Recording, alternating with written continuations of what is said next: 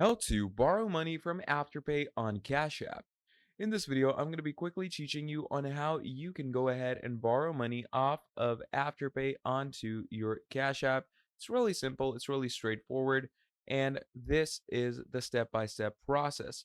So first of all, you're going to go over to your Cash App, just as so.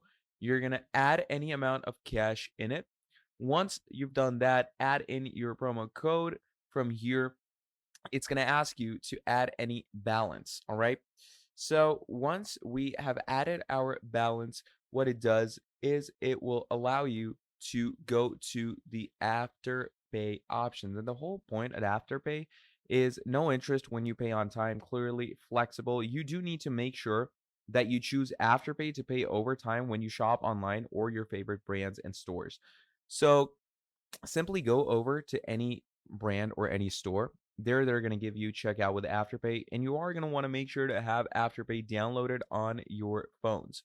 So once you've done that, they're going to give you the Afterpay option. Choose that, and once that is done, you should be good to go from there on out. So thank you for watching this video all the way till the end, and I'll see all of you next time. Have a great day. Goodbye.